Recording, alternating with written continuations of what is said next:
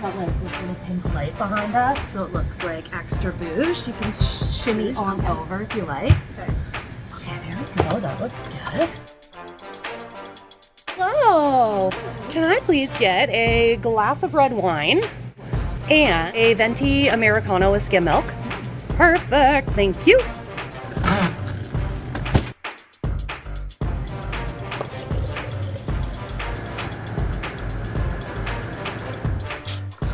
Welcome, welcome, welcome. It is that time for you to join us for an episode of The Tiffany Show.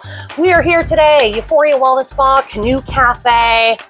Just gonna give them a little shameless plug. They have this new laser service called PicoSure. It's a second aesthetic laser platform that can be used for a variety of purposes: hyperpigmentation, scars, skin rejuvenation, melasma, tattoo removal, you name it. You know what? Just come to Euphoria Wellness Spa. It's like 360 degrees of wellness, including a canoe cafe. Jennifer Huddlestone. Yes. Cheers to you, friend. Thank you. Thank you for joining me today. Did you know that my real name is not Jennifer? I did not know. Yeah, surprise. So my mother, when she's angry at me, she says, Jennifer. But she named me, so she knows that is not my name. Did you know that on my birth certificate, it's Jenny. Jenny with a Y. It is Jenny with a Y. And I used to hate it. Hate it.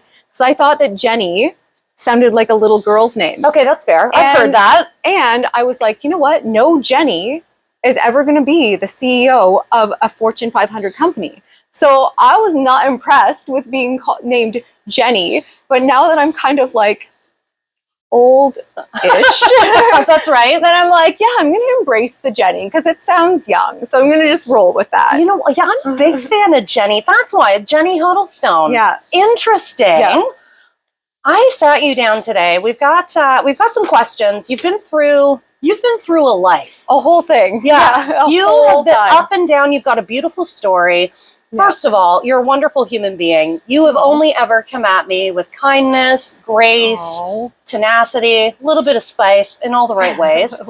But I thought maybe we could bring you into a Tiffany Show episode and just have a conversation, especially about, we talked resilience, mental health, all of that good stuff. And we're all about kind of telling stories and giving a platform for messages. So first of all, tell us about yourself. What do you like? What do you not like? What are you drinking today? What's your hometown?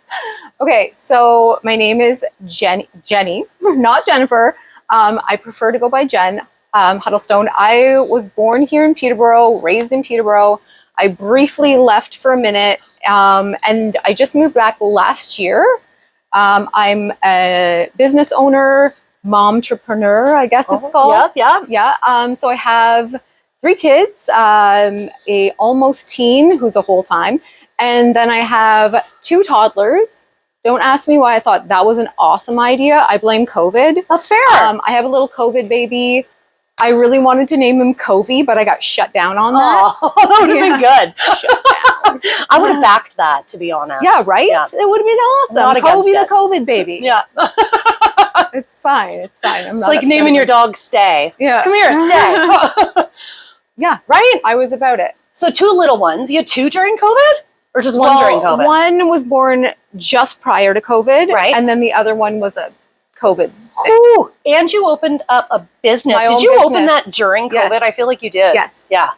Yeah. And it's interior painting. You do businesses, I do. It's a painting business. I'm also hoping at some point to branch out into staging and decorating. Yes. I want it to be a whole thing. You have that vibe. Ever since I've known you, you've always had a stylized way about you. So I feel like this is a very natural direction for you to move into. I think so. I feel like it's really, really geared to the things that I love. Like, I love making things pretty.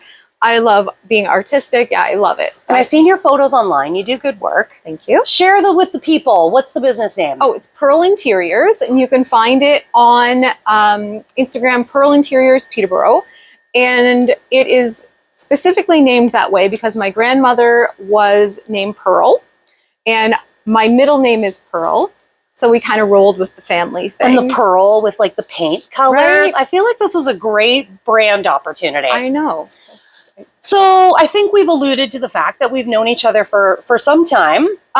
10 years. It is Do you know that we haven't seen each other in 10? Stop it. 2013 is when we worked together. Wow. Yeah. And we've always been each other on socials, kind of supporting each other. I find you're a pretty positive force too. So you're like one of those people I like to see, hey, we all try, right? Yeah. Sometimes we can't be positive. So why don't you tell the people, how do we know each other? So we met working at, not this spa Euphoria, but the like way back Lansdowne spa Euphoria. Yeah. What's in there now? Like IG Wealth, like some wealth management. I have no idea. There was like a printing company in there at some point too. Know. So way back, Jenny 10 years ago. Wow. We worked together. Yeah. It was a good time. We used to share some laughs. Of course, Simone Dobson was the spa owner then. She's the spa owner now. Shout out to you, Simone, and thank you for letting us use your space. So we've been through a lot. I know a little bit about your life story, but why don't we share? Like, what have been some of your life's hurdles? What's been thrown at you? How did you overcome it? What kind of advice do you have? So I feel like I've had quite a few hurdles, and I feel like a lot of them are kind of my own making. I think that I'm someone who's kind of struggled with mental health, I guess, as you'd say, for most of my life. I feel like I spent a lot of my life just not liking myself very much. Right. And as a result, I feel like when you don't like yourself inside, you create negative situations outside. And I think that's something that I really did for a long time. Right around the time that we knew each other, I went through a particularly bad spiral. Right. And all of this life that I thought I had built that was so great and looked really, really good on the outside. It looked real good. But on the inside, all these things that society tell us, you know, the material stuff and the hot boyfriend and all the things that we're told are going to make us happy. I had those things. I thought I had a great life. But it was like a house of cards. And then one thing came apart and the whole thing crashed in. And I ended up losing my job. And as a result, I lost, and I'm not even kidding, I lost everything. Everything. Wow. I had no home. I had to sell my cars off. I wasn't financially smart, so I had no savings. I had maxed out my credit cards buying stupid things, Gucci sunglasses. Like, I had not made good choices because I felt like whatever was out there was going to make me happy. Right. Fill in a void, right? The stuff was going to make me happy, and it didn't. And then all the stuff got stripped away. And I felt really very much like I had worked my whole life to make this life that I was told was going to make me happy. And now that life was gone. And I thought, what am I going to do? Really strips you down, makes you look at yourself. Yeah. Well, not only that, but I just thought, I am done. Like, I'm not starting over. I can't. I thought when I looked at rebuilding an entire life, I thought it's too much for me. Like, it was so overwhelming to look at it as rebuilding a whole life. And for a very long time, I kind of fell into this like depression, this sort of like hopeless state. Right. And fortunately for me, I had a lot of really incredible people around me. I think that who you surround yourself with is so, so important. Who you take energy from is very, very important. And for a while, I had very toxic people around me. And I found that I'm one of those people that I just like, I want it now. I want it now. I want it now. Like, I want the thing. Yeah. Whatever I see as the goal, like, I want it today. And I've learned through overcoming a lot that the journey is the magic. The magic's in the journey. That is so right. People do not talk about the magic being in the journey. It really is. And what I had to do was, instead of seeing these huge goals as one big thing and wanting to, you know, climb a mountain tomorrow with no skill, I had to break it down into little baby pieces. So the very first thing I had to do was call my creditors. How much do I owe? Because I had no idea. Oh yeah, that's a big step. So then I did that. And then it became little things because I had worked myself up into a position where I thought I felt important, I guess. I guess that's the word. You know, I had a career, I had these things, and I didn't want to start back at the bottom. I feel like my ego at that point was really running my life, where I didn't want to humble myself enough to start back at the bottom. Yeah. And it took a lot of smacking down for me to get to the point where I was like, okay, we're doing this. We have to start at the bottom. We're starting at the bottom. The true rock bottom, right? That's where it happens. This is how we're doing it. So baby step. First baby step, I went to contacted the creditors. Then next thing was I contacted an employment agency. I believe it was like level A or something like that. And they sent me as a temp to the Memorial Center, and I popped popcorn for the night. That's what I did. And then they were like, hey, listen, we are short people. Do you want a job? Hell yes, I want a job. I mean, sign me up. It's all right. So then I worked there. I did concession stuff. Then I got promoted to bartending there. Did that for about a year. Then I took that experience and I got a waitressing job, which actually I loved. It was actually really fun. Great experiences. You meet a lot of different people in a lot of different walks of life. And definitely. It was good. That it was service like industry. Social. Yeah, right? Bit of positivity. And people aren't sometimes you got free food. I was just going to say. Yeah, free food. Sign me up for snacks. Right? Yeah. So bite-sized pieces. You found yourself. You got onto a bit of a trajectory. You were inching up. Yeah. So then I made pretty okay money serving. And then I just chipped away. You know, $20 here, $100 there, whatever. And I ended up getting to a point where I was debt free. I had savings because that was one of the big things that when I lost my job, I had nothing to fall back on. I had maxed out credit cards.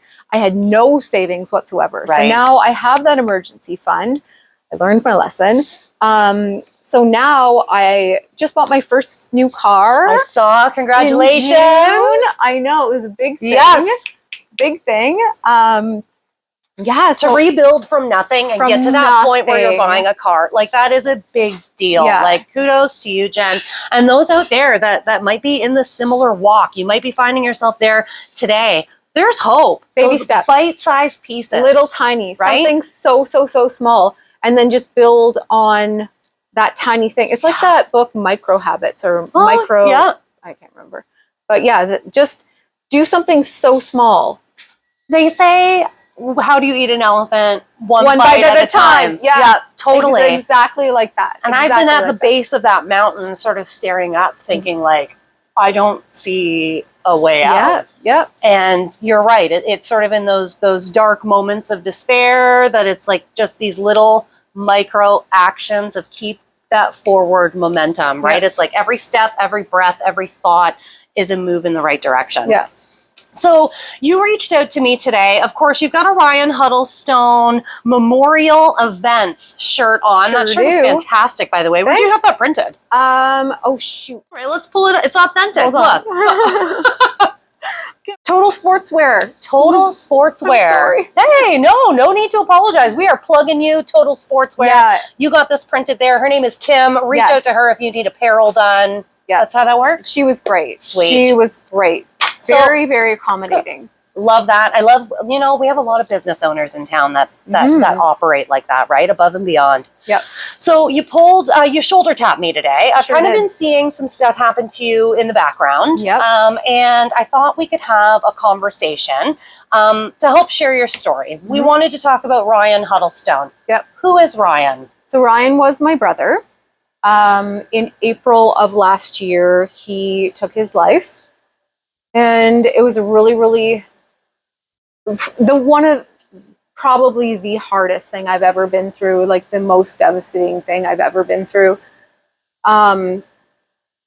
It's been really hard to manage those feelings around that. And kind of in doing so, I've created GHM Ryan Huddlestone Memorial Events. And the idea is I have a message, and I feel like I don't want to say that this happened this happened for a reason, but I have to find a reason in it. Yes. And I was at a really, really bad point when this happened, where the pain was just so bad that I needed a different kind of outlet, because what I was doing at the time was really, really self-destructive. It was really bad. And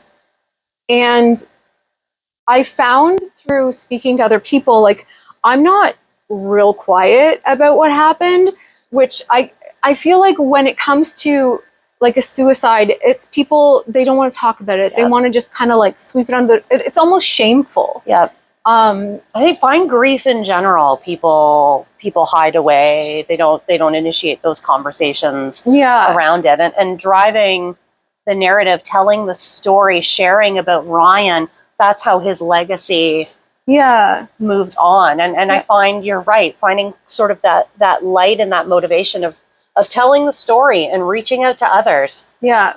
So part of the reason I reached out to you is because I feel like this is such a bigger conversation. Whenever I would talk to someone and I would tell them about what happened, because I make it real awkward for people, where like I'll just start randomly crying in the middle of Shoppers Drug Mart. And like whenever I write my gratitude list, waterproof mascara is like top notch on the list, because I cry all the time and I make it weird. And so usually I have to explain to people like why I'm bawling my face off in the middle, I don't know, wherever it is. And I tell them, this is what happened to my brother. And every single time, without exception, the person will say to me, oh yeah, my uncle, my dad, my whoever, that happened in my family. And I don't think I ever really thought about it, because I had like blinders on to my own experience. Like I was so focused on my own pain that I didn't see the things that were happening around me. I didn't see how prevalent this is in the world right now. Yep. And because what happened to my brother, I started kind of looking into suicide as a whole. And what I found out was 200 people every single day in Canada attempt suicide. Every single day, 200 people.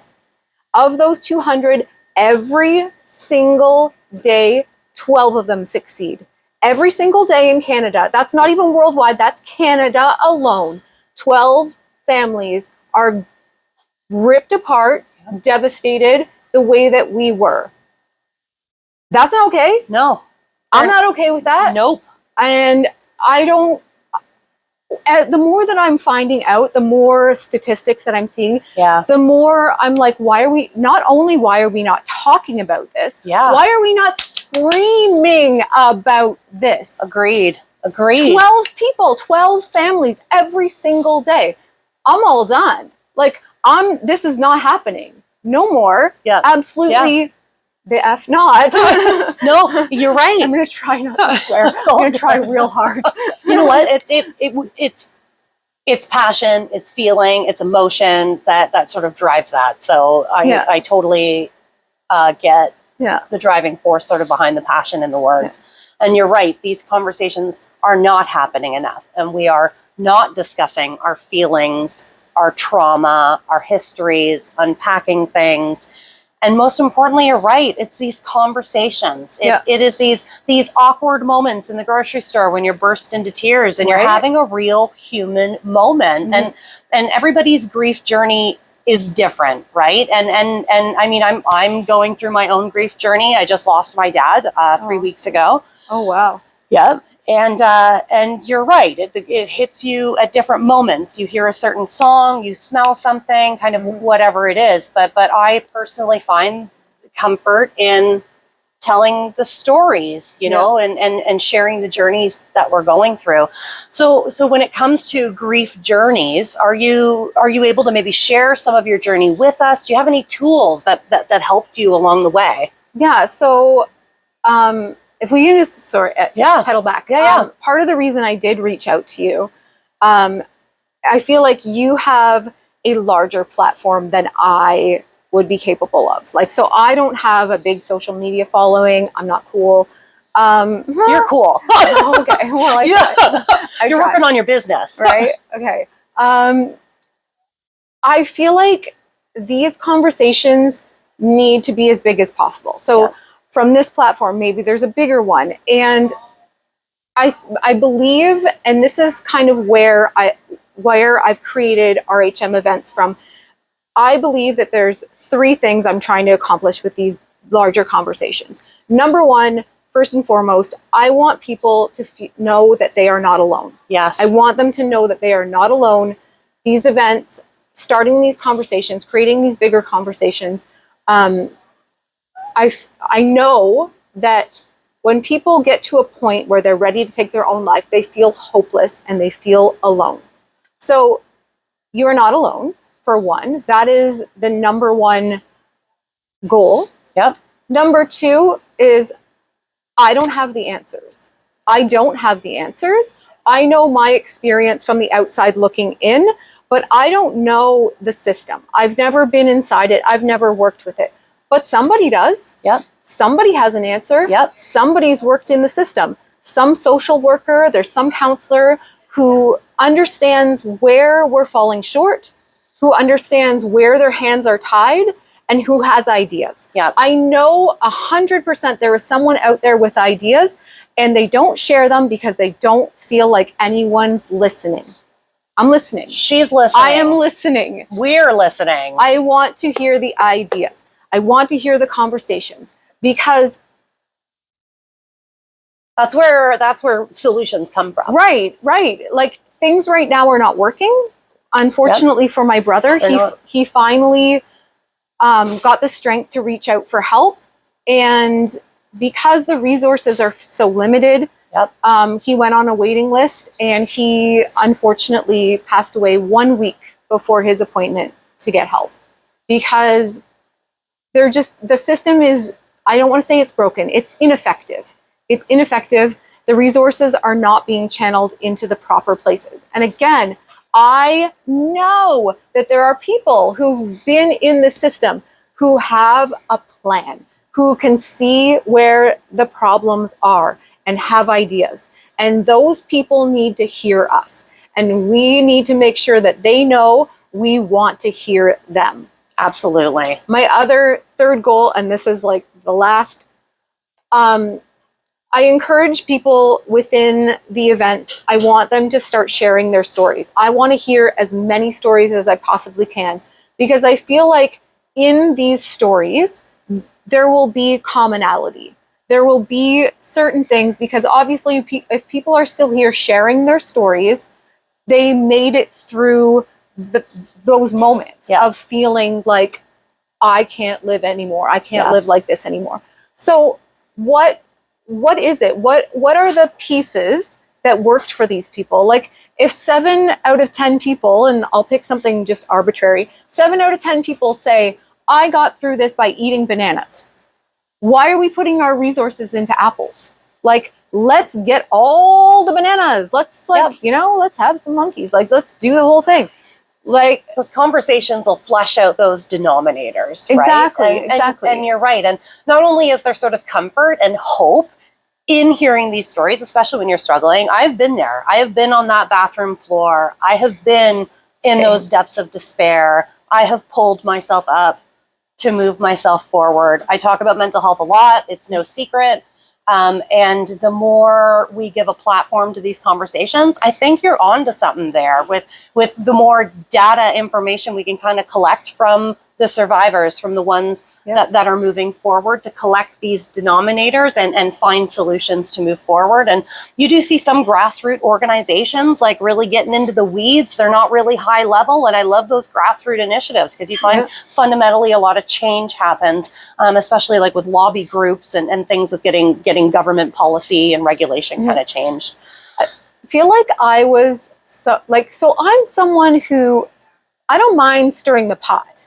I'll stir until I cook up some change. Yeah. Cooking up change. Yes. That's gold. I need to trademark that. Yeah, you do. I really do love that. But I'm that person who will be a pain in the ass. You're not scared. Until I get what I want. Yeah. Like, I'm that annoying person who's like, I want that, so I'm just going to bug you until you give me the thing. Yeah. That's just who I am as a person. Like, I was born for advocacy. I'm going to annoy you until you hear me.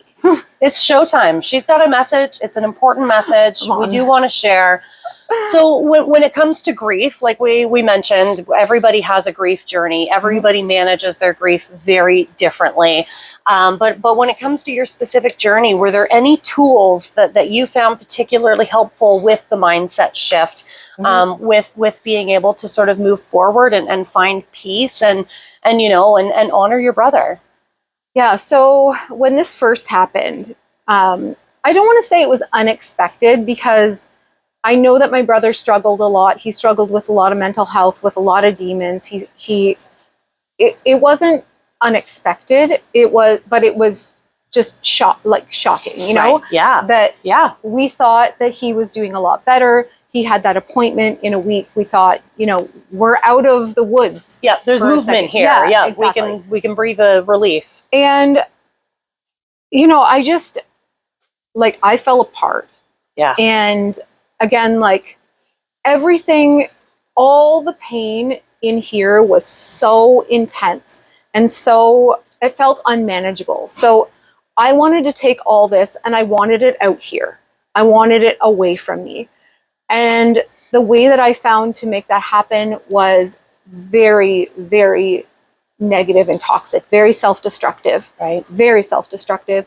Whatever I could do to either numb that out or to create outside pain that was so much worse that it kind of flushed that. It was really, really bad.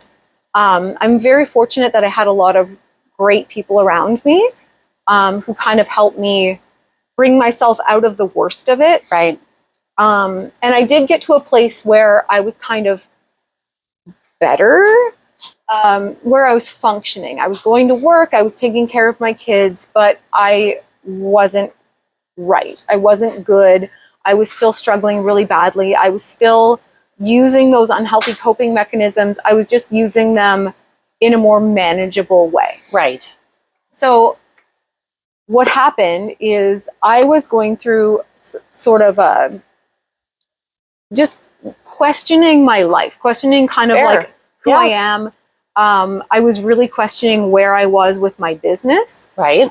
Because it's such an unstable income, I thought, maybe I should go get a 9-to-5. What am I doing? What am I doing? What if I fail? What if this doesn't work out? And I had all these questions. And more so than any of them was, what if it's not okay? What if I fail? What if I fail? What if I fail? And I never told anyone about this. I never, this was just the things that went through my head as I was driving or whatever. So I went to my parents' house one day, and my dad plays old timers softball.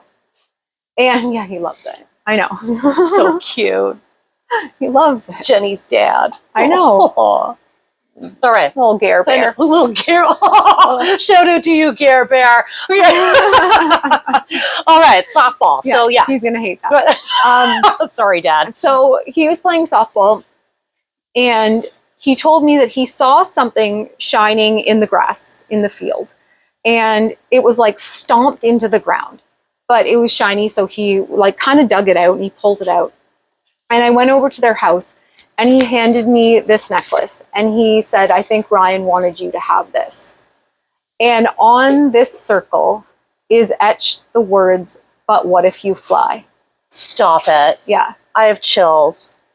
Oh, wow. So after that, I put this on and I said, okay, I got to figure this out. Yep. Like he's Here's your sign. telling me, get your Yep. Get your poop in a group together.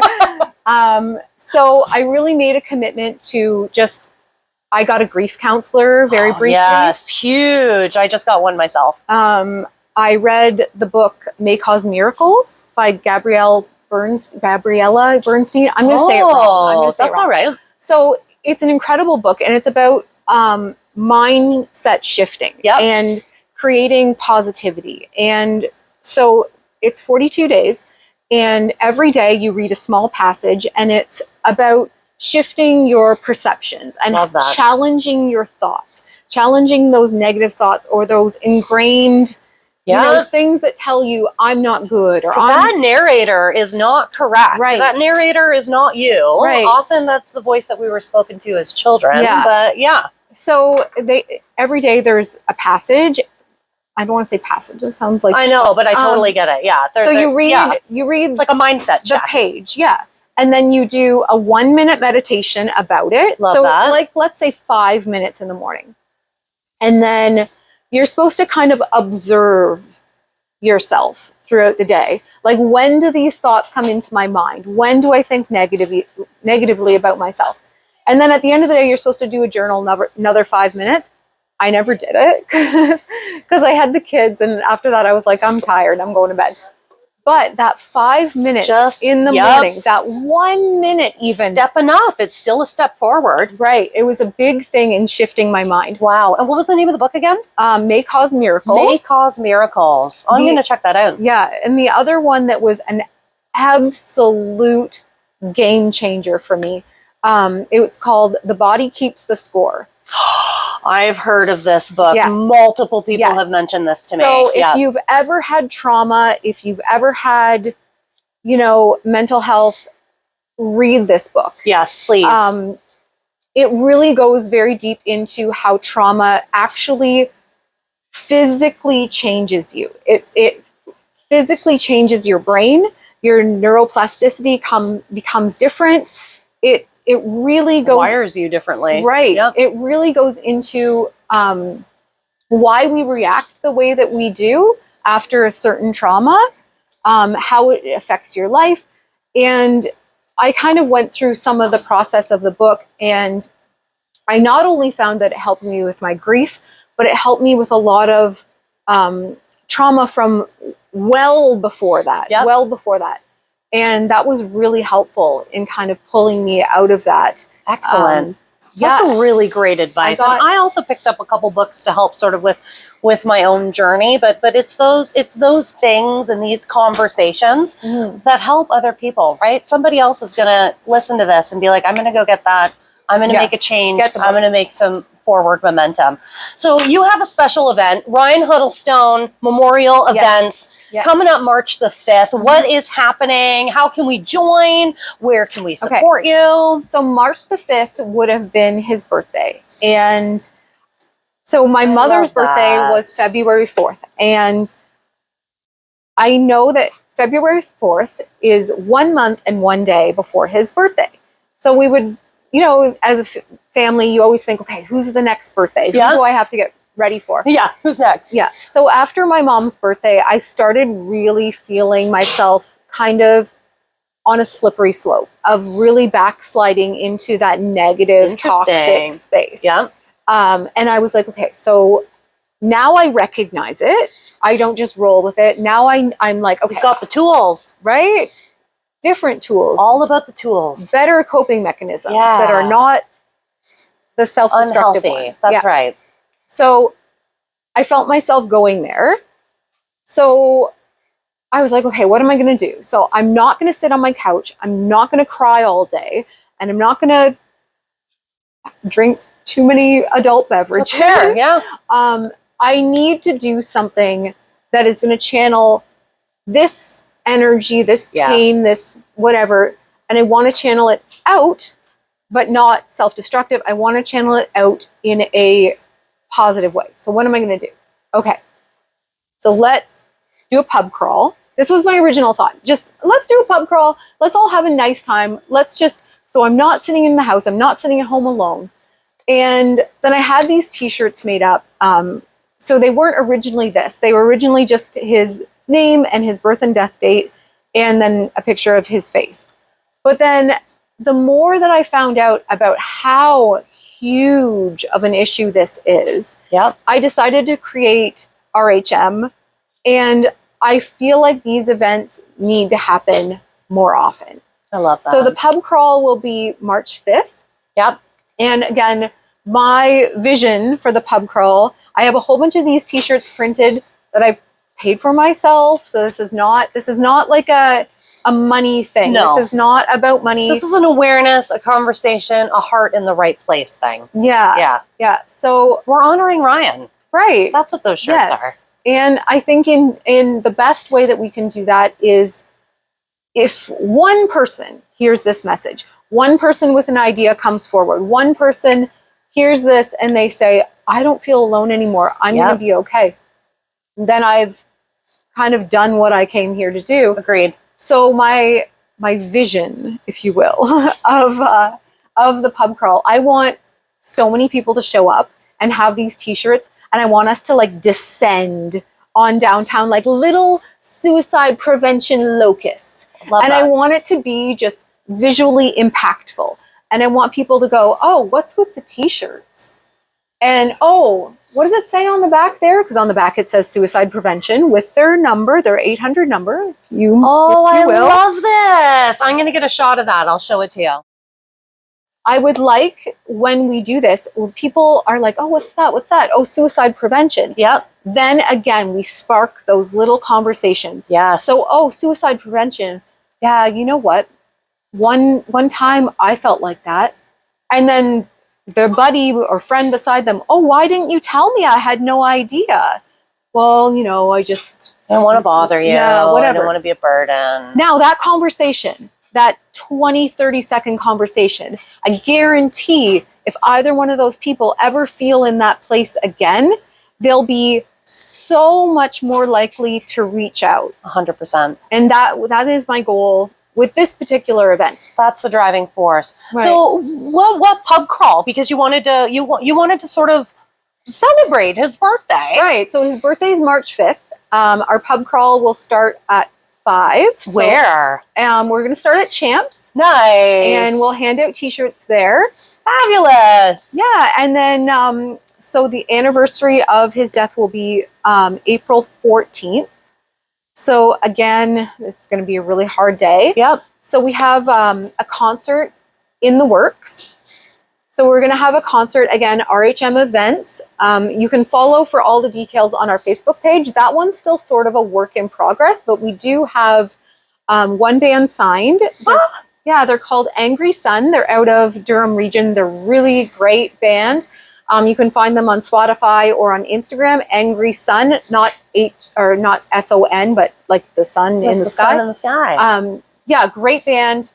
They're going to be there for sure, at least them. And then we're in talks with a few other excellent. And any artists that are out there, if you are a musician and you are behind this message, reach out to Jenn. Sign up. RHM Events at outlook.com. Jenn, thank you. Honestly, it's a tough conversation to have, especially death, grief, suicide, mental health, your own hurdles. You've shared some beautiful words with us today. You've shared some tools that worked for you that will probably help others. I'm definitely going to be taking away from this conversation as well. But to leave us on the note, your last words of encouragement as we walk away from this conversation, what do you want to leave us with? Okay, so RHM Events, our slogan or our motto is one spark to set it off. So one spark to start, one spark to spark a change. And it can be anyone and it can be anything. It takes one. It takes one person. It takes one idea. It takes one story shared to make a change. It takes one. And everyone is that one. Every baby step, every tiny thing, every time you share one of our posts, every time you share one of our events, every time you come to an event, every time you support an event, anytime you wear one of these t-shirts, anytime someone shares their story, these are sparks. These are the little sparks that are going to set off the change. And we are going to make this happen because I'm not going to shut up. So somebody's going to hear me eventually. And I feel like when we have all these little sparks, we're going to light a fire. That's right. I won't stop talking about mental health. It's near and dear to my own journey, my own life, my own heart. I love this. One spark. It really truly is this ripple effect. Mm-hmm. Thank you. Thank you for coming out, for being vulnerable. It's not easy. This is not easy to come and just share with the social media world the true vulnerability and the song of your heart, right? You're doing this to honor Ryan. I hope to see you all March the 5th.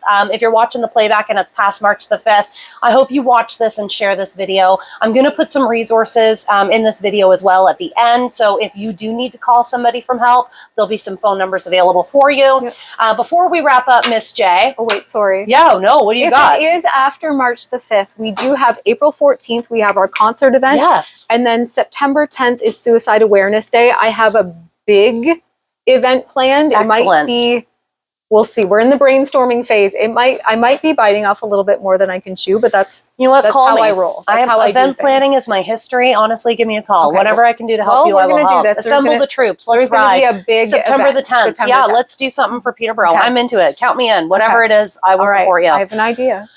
Fast 5. Okay. I like to end some of these big interviews with fast 5 questions. Okay, I used to call you Miss J when we worked together. Do you know that I love that? I love that too, Miss J. Yeah, I love it. That was a G.I. Joe, I believe. Was it? No, it was Lady J. Sorry, Lady J. Yes, but I love that. I'm into it. I love that. So, Miss J. Yes. Best thing about life. Right now, the best thing about life, I really enjoy what I do. I love my work. I love the people I work with. The other best thing, obviously, my little babies. They're little laughs. They're friggin' cute. Yeah, they're a whole time, but yeah. Good, grateful things to share. Act of kindness that has touched you and made you ripple. So it was from my brother. And my brother, as much as he had his demons, he had his challenges, he was that person who was so kind, and he always wanted everyone to feel comfortable. So he was that guy. He'd be out, having a drink or whatever. He'd see someone sitting by himself. And he was that guy. I love that guy. Sup, bud? Yep. Let's hang out. Let's sit. Hey, my guy. Hey, my guy. You want to have a shot? Hey, my guy. Go out for a dart? He was that guy. He sounded like that's what he talked like. Hey, bud. Hey, bud. Hey, How's it going, bud? Want to go out for a rip? That was him, 100%. He would host always Thanksgiving, but sometimes Christmas. And there would always be new friends at Christmas or Thanksgiving, because anyone who was going to be alone, anyone whose family was far away, who was estranged from their family, who just wanted some food, there would always be these random people. We always had like little orphans that would show up at our family events. Yep. And so this year we hosted Thanksgiving at my house, also Christmas twice. I saw. Because I'm a crazy person. Apparently, I thought that was a great idea. And yeah, we did the same thing. We just love it. Invited anyone. Yep. If you're I saw the call out that you're like, if you're going to be alone for Christmas, come to my place. We got food. It's going to be a great time. And it was a great time. We had a bunch of people show up, and yeah. I have to say, my house is also the drop-in for Thanksgiving. I don't have any. All my family is out of the city. I'm kind of the only. Well, I am the only Arcari in Peterborough. So I end up with my stray friends. Anybody come over to me and my husband's house. We have good turkey dinner. I love that, and those acts of kindness definitely spread. So Jenny, little you. Yes. If little you were standing in front of us right now, what would you tell that little girl? You're enough. You're enough exactly how you are. You are worthy, and you are important, just as you are. I love that. As a human, you don't have to do anything. Yeah. You don't have to prove anything.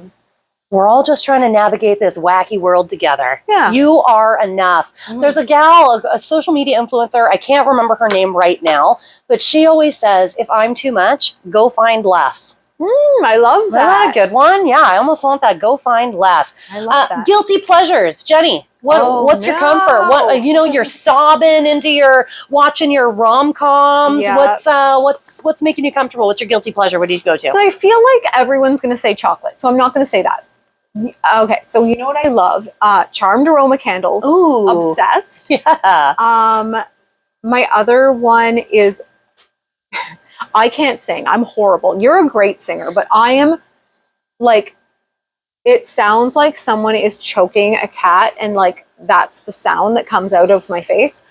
But I love it. Love it. So I'll get in my car and I'll turn my music up way too loud, just thumping bass. And I have a mom car, so it's just the most. It's just so awkward. It's fantastic. So awkward. I love it. Yeah. At the stoplight. Yep. And I'm just window down, just doing the whole thing. Your Gucci sunglasses. What?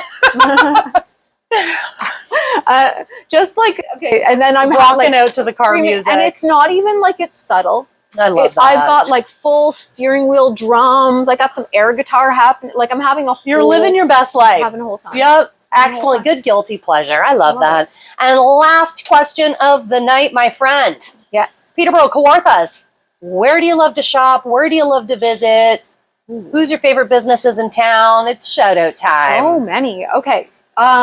Breakfast. I love E-City Cafe. Oh my God. Yes. I used to live. Yes. So I used to live in the building beside on the 3rd floor. Oh, no way. Yes. And every day, the building and the street would smell like bacon. Yep. Oh, their hash browns are so good. good. Yeah. So good.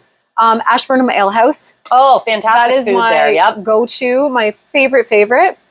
I've gotten recently super into thrift shopping. Oh, me too. Yeah, I'm a huge, I think Yes. 90% of my wardrobe is thrifted. Yes. Yeah, everything but the sweater actually right now I'm wearing is thrifted. It's amazing. I have found so many good finds. Yep. I have found 2 pairs of Paige jeans, which used to be a big thing back in the day.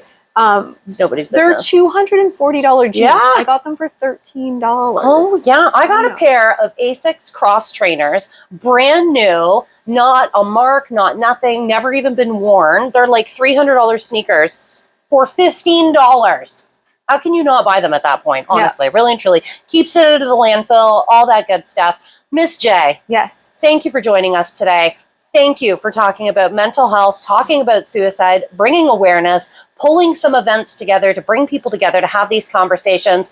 Cups up to you. Oh, yeah. This one's for you, Ryan. Clink. Have a great day, everyone. Thank you for watching us. If you are looking for resources, that 800 number, it's going to be following right after. Miss J again, thank you so much for being brave. We appreciate you. Thank you for having me. Have a great day, everyone.